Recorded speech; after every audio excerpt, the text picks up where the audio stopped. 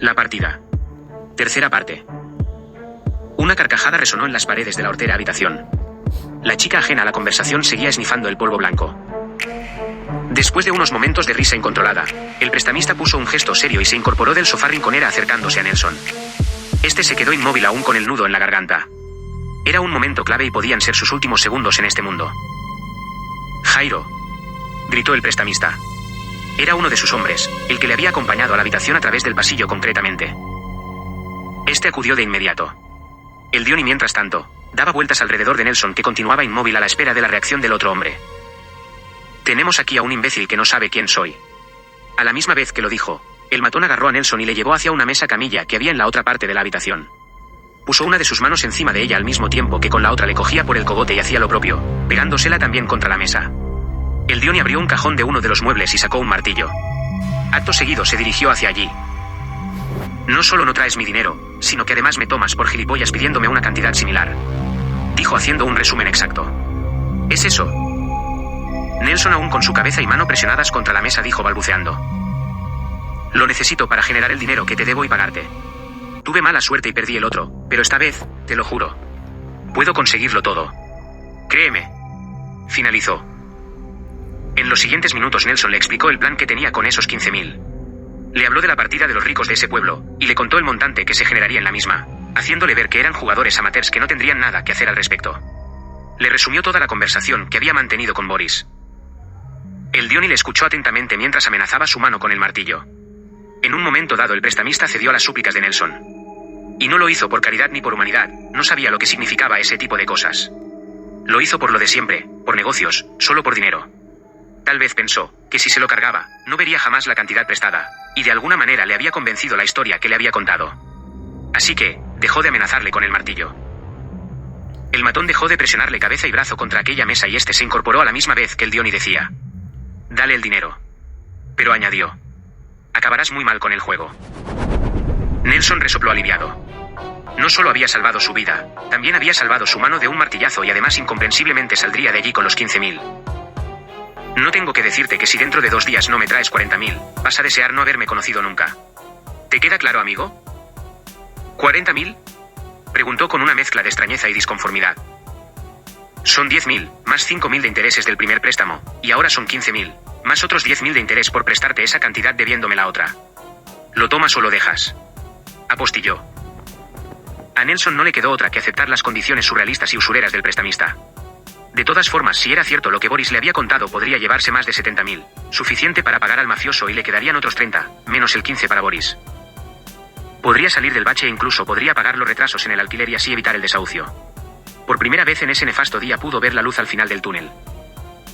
El hombre del prestamista llegó con el dinero, llevaba varios fajos de billetes de 50 euros que le entregó, los metió como pudo en el cuerpo y a continuación salió del piso.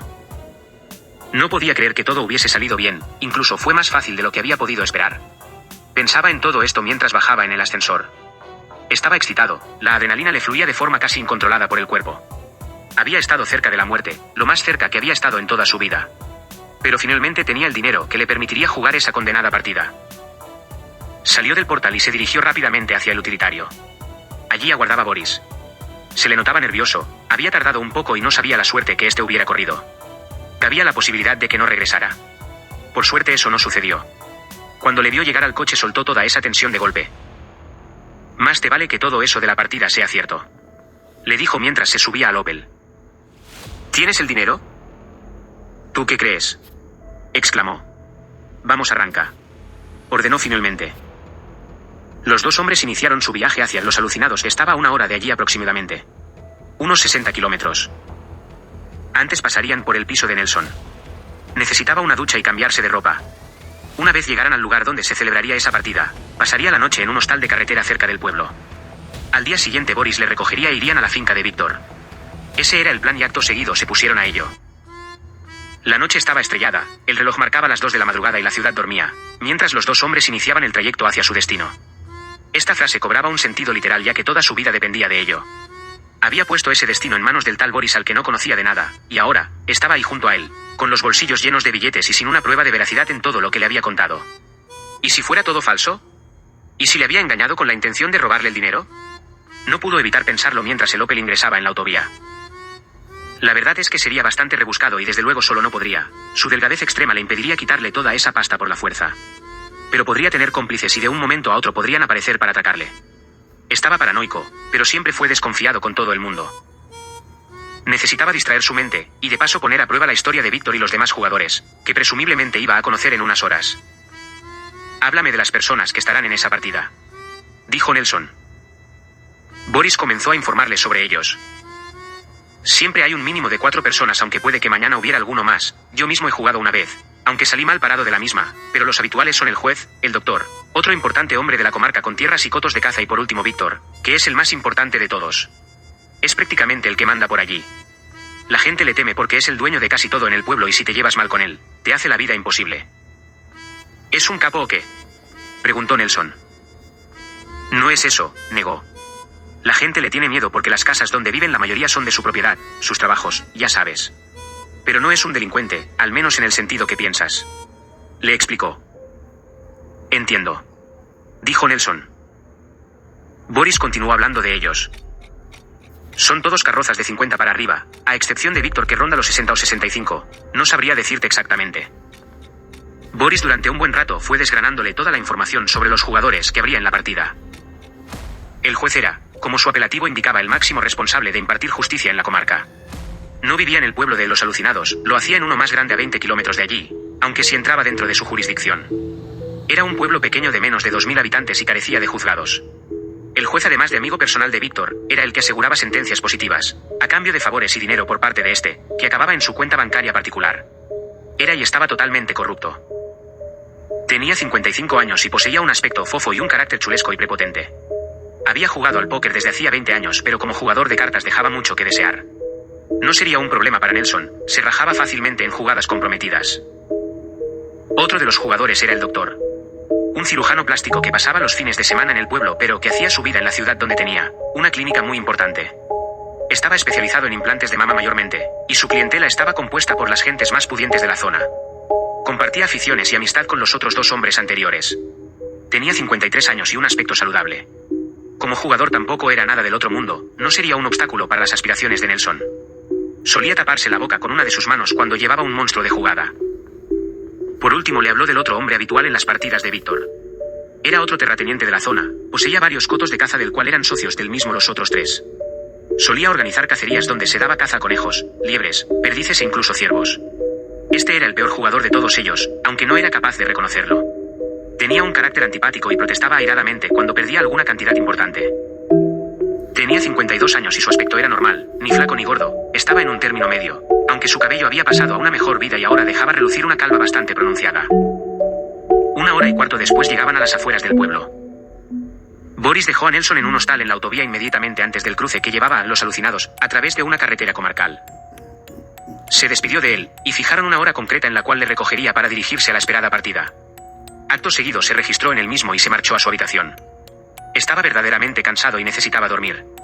Tenía que estar despejado para el día siguiente. No podía permitirse errores en su juego, su vida dependería de ello. Boris, por el contrario, tenía vivienda en el pueblo. La casa de sus padres. Así que una vez dejó a Nelson en ese hostal puso rumbo hacia la casa familiar desapareciendo por esa carretera. Daban las 4:15 cuando Boris aparecía por el hostal a recoger a Nelson. Este le esperaba en la cafetería de dicho establecimiento tomando un café con leche. Ya estaba como nuevo, había dormido hasta alrededor de las 2 de la tarde. Luego almorzó y dio un paseo por los alrededores del hostal. Necesitaba estirar un poco las piernas debido a un estado de nerviosismo, lógico por otra parte ante lo que se avecinaba. Y ahora degustaba un café mientras esperaba.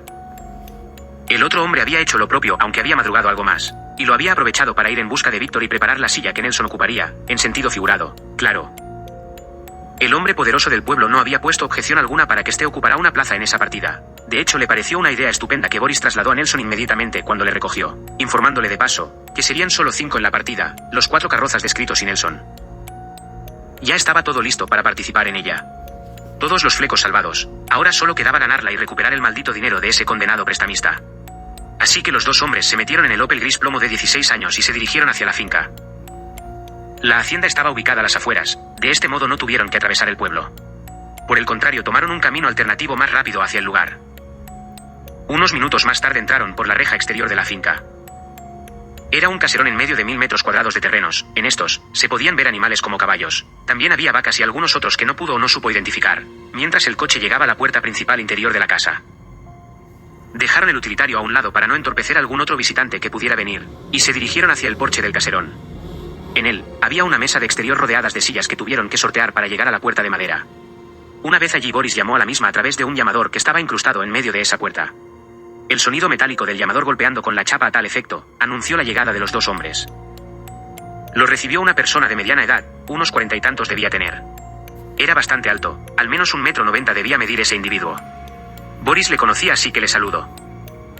«Buenas tardes, Bernardo», dijo este con tono entusiasta. Bernardo le devolvió el saludo y añadió: «El señor Rivas les está esperando». Bernardo era el hombre de confianza de Víctor Rivas. Era el hombre comodín. Le llevaba la finca y cuidaba de los animales que había en ella, y también le hacía las veces de chofer cuando no tenía ganas de conducir, que era casi siempre. Este les acompañó hacia la habitación donde estaban los demás jugadores esperándoles. Era una casa impresionante, y no solo por sus dimensiones, sino por su decoración y por los muebles que ornamentaban aquellas estancias por las que iban pasando. Eran enseres rústicos propios de una casa de campo, pero se notaba que Víctor era un tipo refinado, y con un gusto exquisito. Nada que ver con los muebles y combinación en casa del prestamista, recordó. Llegaron a un salón donde estaban los cuatro sentados alrededor de una mesa de póker. Ya estaban jugando a cartas.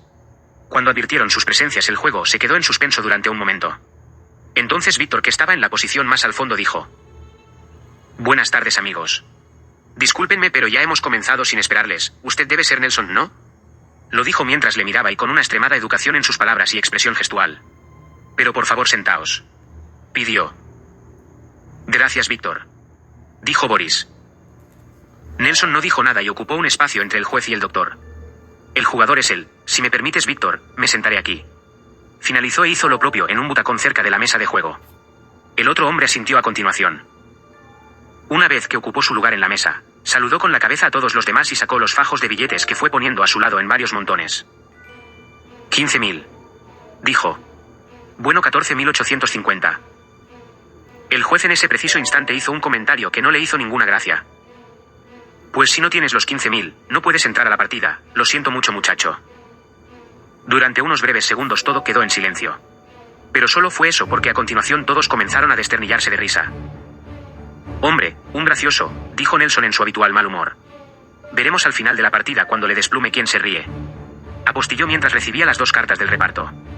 «Usted es el juez, ¿no?», lo adivinó al ver su aspecto fofo. El hombre, al escuchar la respuesta de Nelson, se había quedado sin palabras. «No ponga esa cara, hombre, yo también estaba de broma».